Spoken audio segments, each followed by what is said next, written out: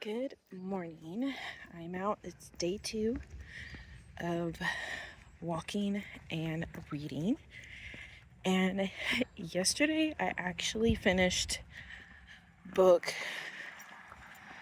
4 of the Great Library series from Smoke and Iron. I'll put a picture here. And it was so good. It was like probably the highest stake one of them all because they finally. So the main villain of the whole story is the archivist. So there's a Magnus Archivist and a Magnus Obscurus, and they're like the head of the library. And they pretty much just makes a really tough decision and plans something on his own in the last book because everybody in the group, is like wanted for something. And also, sorry again, these videos contain spoilers, but the device that the library is so afraid of, that has been invented many times over the years in history and then wiped, and the inventor has been wiped in every sense of the word. Oh, it's a bunny. Hi, bunny. So cute.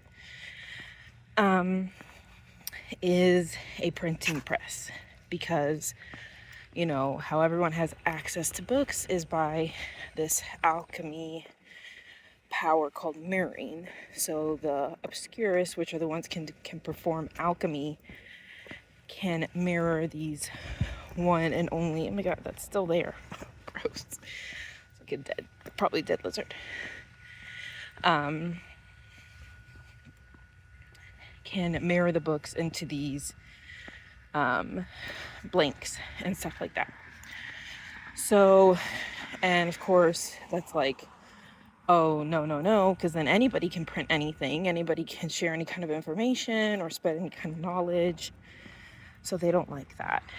So another thing I really like about the series is there's automaton. So that's gives it the steampunk-esque of things, and they're powered animal-like machines through the Obscurus power.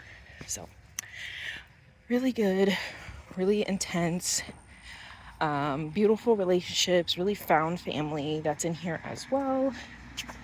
And there is betrayal, but I feel like once the characters had come to understand what has happened, they're forgiving, but they also it's doing damage to the relationship at the same time. Had the first death of the group, which I had seen coming, but it was still pretty sad. I didn't cry, but it was still pretty sad for sure. But yeah, so I'm gonna start book 4. No, I'm gonna start book 5 today on my walk. It's a little bit longer than book 3 and 4. 3 and 4 were 9-hour audiobooks. Excuse me, lizard.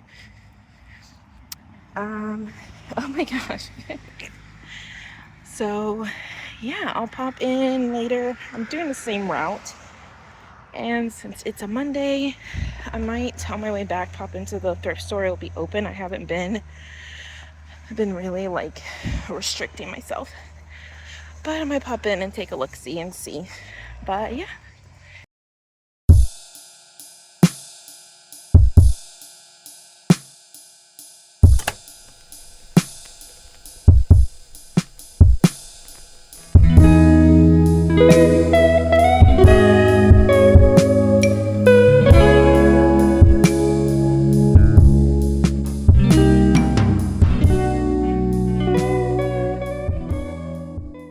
One thing I really like about the whole series is there's amazing representation of LGBTQ+.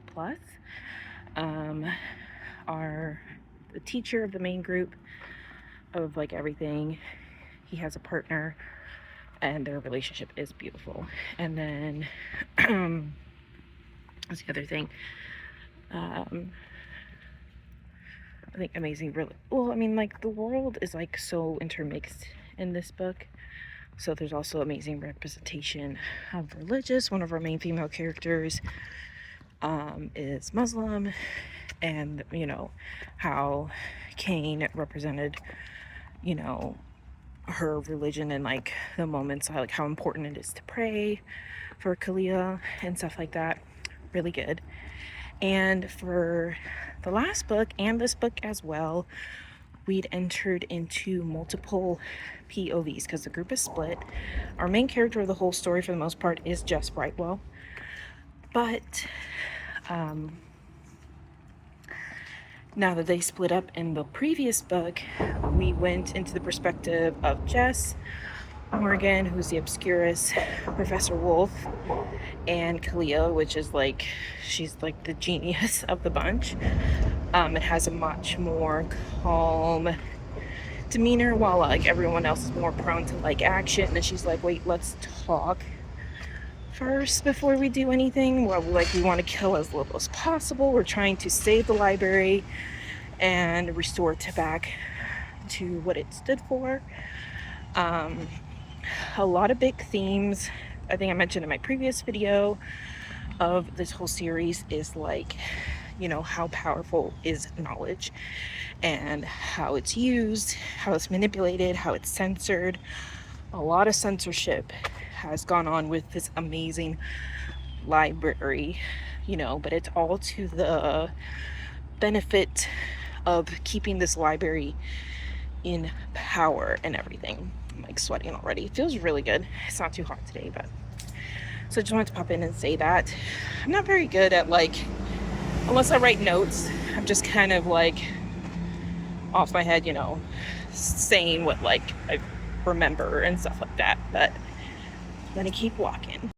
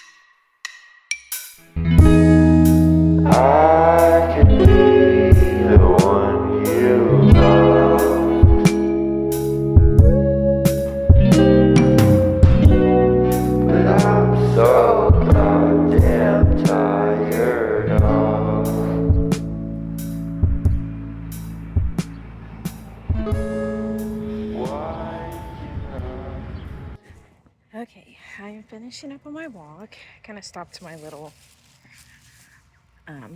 walking exercise thing on my watch, but I did 2 miles, which is the same as yesterday, so that's pretty good. And I ended it at about 5,000 steps, so woohoo. And I actually caved and I got something at the thrift store. Funny enough, the book that I'm listening to, Sword and Pen, is on the shelf over there, but I don't need any more books right now. My shelves are really at capacity. And while I love the series, I don't think I want my own physical copy. So I got a wavy talk curling iron thing. As you can see, I have chopped off almost all my hair, but I've been eyeing one, and on Amazon, brand new, it's like 45 bucks, and I got it for 4 bucks, which I think is a pretty good darn deal.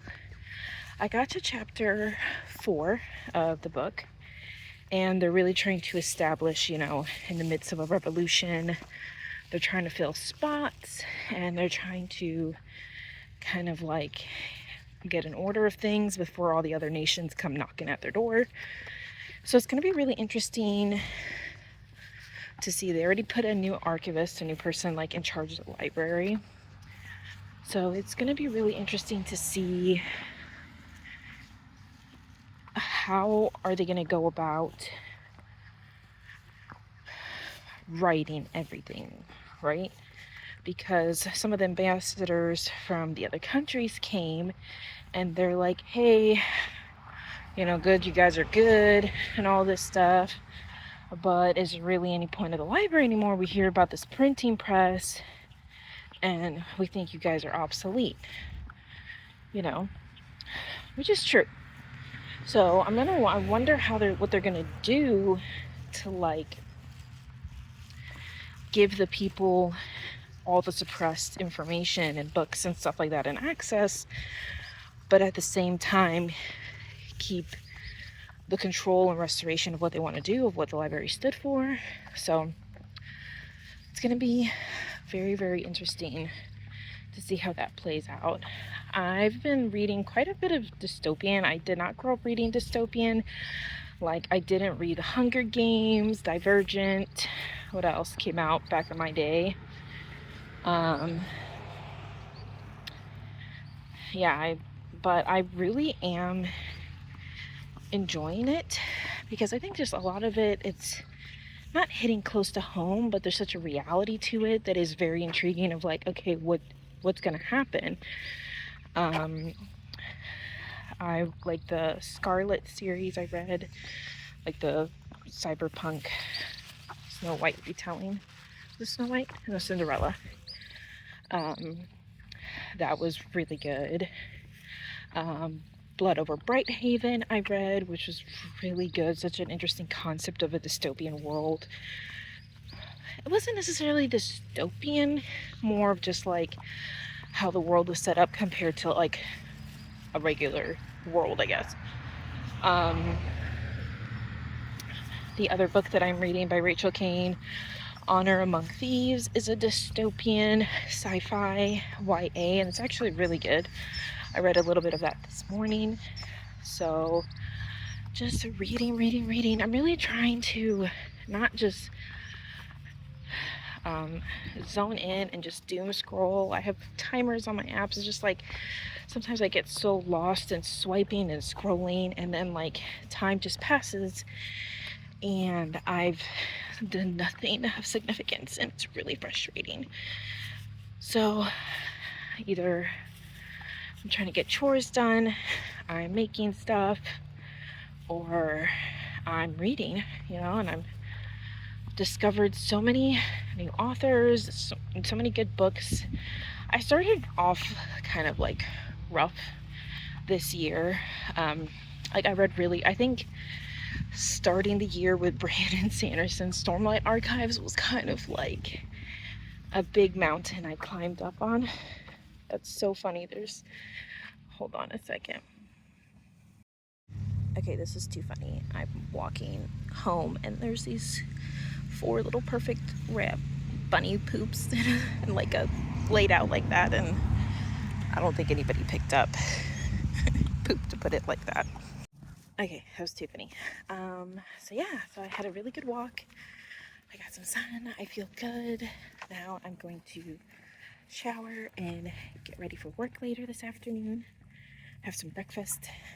I hope you enjoyed, and hopefully, I don't know about if I'll walk tomorrow because I have a 9 o'clock shift and it's an all-day shift.